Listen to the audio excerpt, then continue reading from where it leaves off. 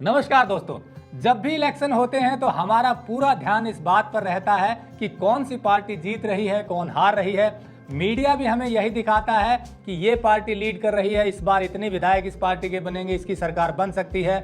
और इस पूरे क्रम में हम जब इलेक्शन का रिजल्ट आता है तब तक बिजी रहते हैं और जिस दिन रिजल्ट आता है उसके बाद भूल जाते हैं और अगला इलेक्शन हॉट टॉपिक बन जाता है या मीडिया के द्वारा बना दिया जाता है। लेकिन हमें उस राज्य के बारे में और भी जानकारी लेनी चाहिए इसी दौरान जब इलेक्शन हो रहे होते हैं। इससे हमारी जनरल नॉलेज भी बढ़ेगी और राज्य के बारे में हमें दूसरे पर्सपेक्टिव से सोचने का मौका भी मिलेगा।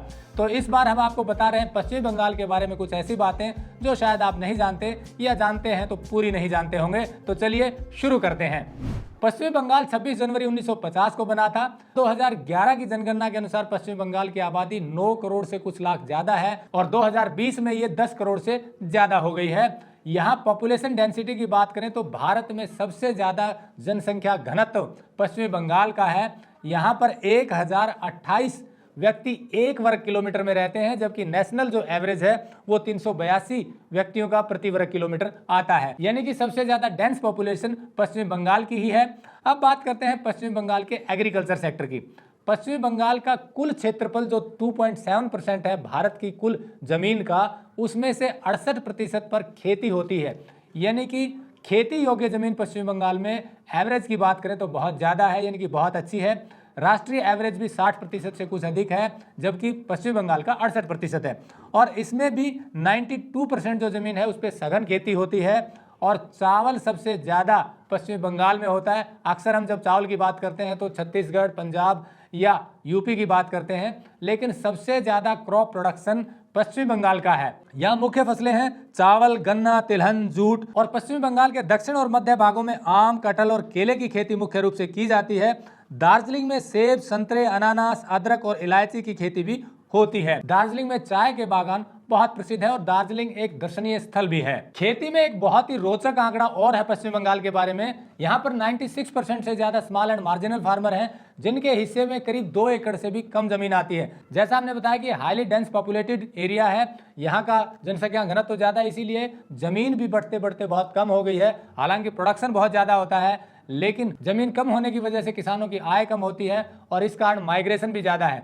यहाँ से ज़्यादातर लोग या तो दिल्ली जाते हैं काम करने या महाराष्ट्र में जाते हैं और उसके बाद अलग अलग राज्यों में भी काम करने के लिए जाते हैं। तो इस तरह से अच्छे उत्पादन के बावजूद भी कम जमीन होने के कारण काम के लिए बाहर जाना पड़ता है। अब बात करते हैं लिटरेसी रेट की। यहाँ 76% लोग पढ़े लिखे हैं और यदि लिंगानुपात की बात की जाए तो यहाँ 1000 पुरुषों पर 950 महिलाएं हैं। और यदि बर्थ रेट की बात करें तो पश्चिमी बंगाल में 1.6 बर्थ रेट है, जबकि नेशनल एवरेज 2.2 है। ये पिछले कुछ सालों में स्टीडली कम हुआ है। अब बात करते हैं पॉलिटिक्स की। वो पॉलिटिक्स नहीं जिसमें सीटें कौन कितनी जीत रहा है, वो पॉलिटिकल आंकड़े जो हम सब के लिए जानना जरूरी है। सन 1950 के बाद पहली बार पश्चिमी बंगाल में इंडियन नेशनल कांग्रेस की सरकार बनी थी और पहले मुख्यमंत्री थे विधान चंद्र रॉय। ये 1950 से 1962 तक लगातार मुख्यमंत्री रहे और इसके बाद 1962 से 1967 तक प्रफुल्ल चंद्र सेन मुख्यमंत्री रहे। ये भी कांग्रेस के ही मुख्यमंत्री थे। इसके बाद कांग्रेस की सरकार नहीं बनी और कांग्रेस से ही कुछ लोगों ने अलग होकर बांग्ला कांग्रेस की स्थापना की और इसकी सरकार बनी 1 मार्च 1967 को और इसके मुख्यमंत्री थे अजय कुमार मुखर्जी। अजय कुमार मुखर्जी 3 बार पश्चिम बंगाल के मुख्यमंत्री रहे। ये 1 मार्च से 21 नवंबर 1967 तक, 23 फरवरी से 16 मार्च 1970 तक और 2 अप्रैल से 28 जून 1971 तक ये मुख्यमंत्री रहे। बीच में राष्ट्रपति शासन भी लागू हुआ और इसी बीच में एक बार प्रफुल्ल चंद्र घोष भी आजाद मुख्यमंत्री बने थे 21 नवंबर 1967 से 19 फरवरी 1968 तक। इस तरह राजनीतिक अस्थिरता के बाद सन 1977 में सीपीआईएम की सरकार बनी, सीपीआईएम मार्क्सिस्ट, और इसके मुख्यमंत्री बने ज्योति बसु। और इसके बाद लगातार 23 साल 137 दिन तक ज्योति बसु मुख्यमंत्री रहे सीपीआईएम की तरफ से। और ज्योति बसु के बाद फिर से ही सीपीआईएम की सरकार बनी और इस बार मुख्यमंत्री बने बुद्धदेव भट्टाचार्य। 6 नवंबर 2000 से 13 मई 2011 तक लगातार बुद्धदेव भट्टाचार्य मुख्यमंत्री रहे, यानी कि 2 टर्म रहे। और इसके बाद नंबर आया ममता बनर्जी का। ममता बनर्जी 20 मई 2011 को मुख्यमंत्री बनी और अब तक वो मुख्यमंत्री हैं।